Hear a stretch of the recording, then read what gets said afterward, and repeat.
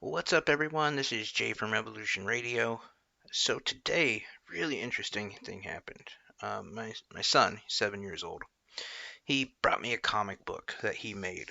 He makes these comic books with these figures he creates, and it's kind of interesting. The front page of it had a bunch of Chinese symbols on it, the letters, their alphabet. And I was like, "Oh, cool! You learned some Chinese symbols." I didn't really think that he knew what they meant. Maybe we had just actually had takeout a couple of days ago. I thought maybe he saw the container and you know wrote on mirrored them onto his picture. And he said, "No, no, Dad, this is Japanese." Japanese. Ooh, and part of me was like, did he just make these up and I'm too dumb? I don't know what they are because I don't, to be honest. And he said, no, that says my name in Japanese. Now, he has a really good tutor, and he goes to a really good school. He has a really good education source. I thought, surely they're not learning Japanese. I didn't sign him up for this. He's 7. I mean, um, which, yes, many would argue it's a good time to learn that. But I, so I asked him, I said, how did you know this? How did you do that? And he said, with my phone. And he showed me that he's slowly actually learning Japanese because of his phone. He can see what letters translate into what letter in the Japanese alphabet.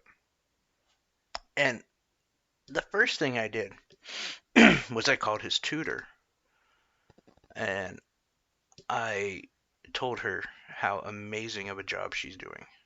I said, there's one thing that means a lot to me. It's somebody who can take a child and teach them how to use the tools available to them. Not just give them the answers, but show them how they can use what their resources to overcome obstacles.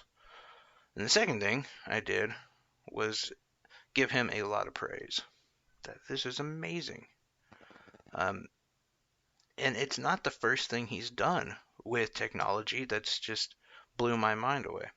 And I will step back the whole Japanese thing. He's a gamer. He loves retro gaming. Um, I have pretty much every console known to man, but he loves the NES, the first Sega. Um, in fact, we had to go out of the way on Craigslist of all things to find one of the old Game Boys because he just loves that old stuff, which is great because it's cheap and they're easy to get. Um, but so he has this whole thing with the Japanese culture. Many of those games originated from, and it's not just that though.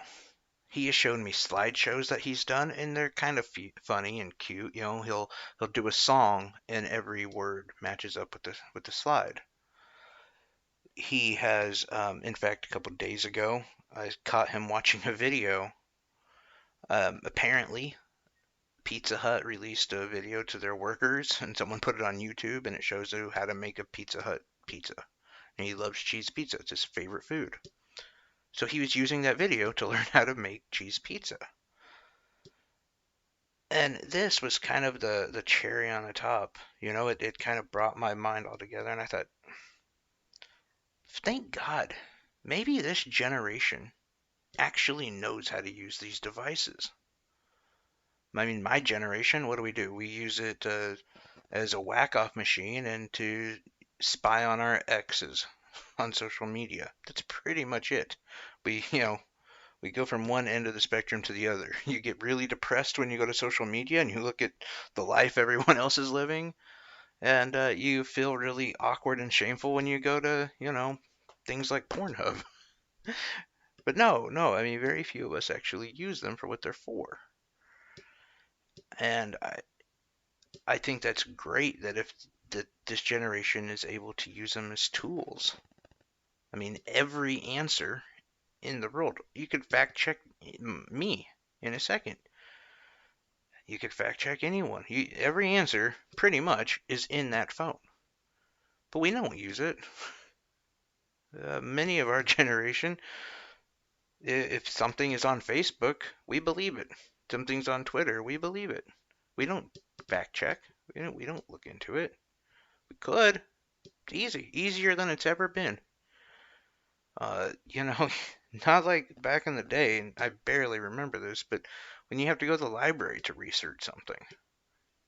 Ah, but somehow we become dumber because we don't use it for that. Oh yeah, Tucker Carlson said that white people are being alienated in America and their numbers are dwindling. I should go check that out. Ooh, wait, what's this on Twitter? Yeah, and then we're on Twitter the entire night. Completely forget what we're supposed to do. But it's true, I think in a lot of ways, we don't use these how they're supposed to be. And I'm very, very proud of my son and this new generation, and hopefully they know how to use these things like the tools that they're meant to be. One caveat, because I know there's probably parents who are like, you can't let your kid have these kind of machines. Let me tell you something. Number one, this is progress. And if you don't allow your kid to have a computer, a tablet, and a cell phone, you well, you don't have to have both tablet and cell phone, but one or the other you should. You're you're disarming them, honestly. The jobs that are going to be in their future are all going to be some way related to tech, and you can't do that to your kids. Now, teaching them, and here's where it gets to be difficult, you have to spend that time with them to explain, look, this is a tool and it's awesome, but we're going to put restrictions on how long you can be looking at these things. You have to keep them tethered. Have your phone print you out and send you reports because we all work. We can't be around our kids all the time. Let your phone set up another account for your child. It'll tell you what they're doing. You restrict sites that you know they shouldn't be on, child-friendly sites only, and things like Google Maps and obviously like a Google Translate and things like that. You keep open for them, but you can't just run away from this. It's not an option. The other thing I would say too, for any of the parents who are tissing me on letting my son have a cell phone,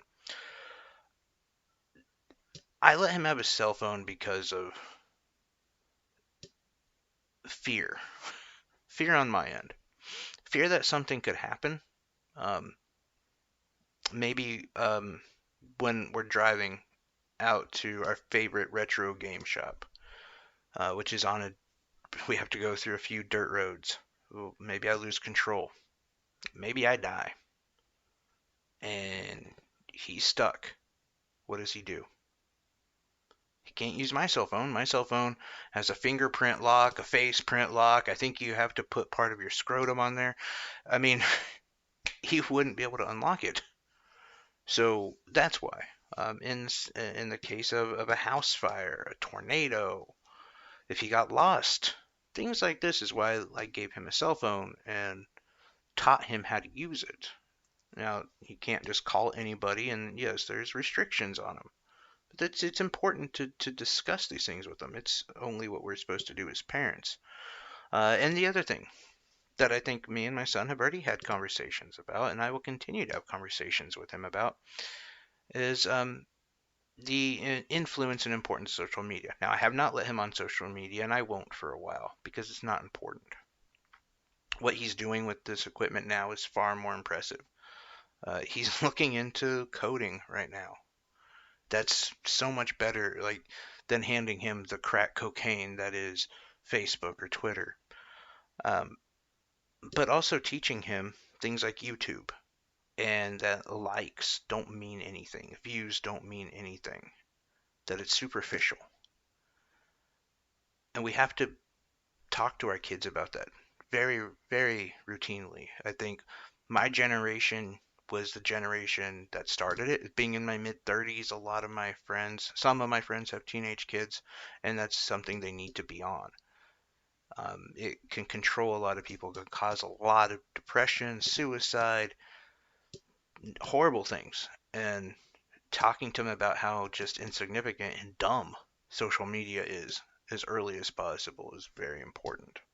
And without you know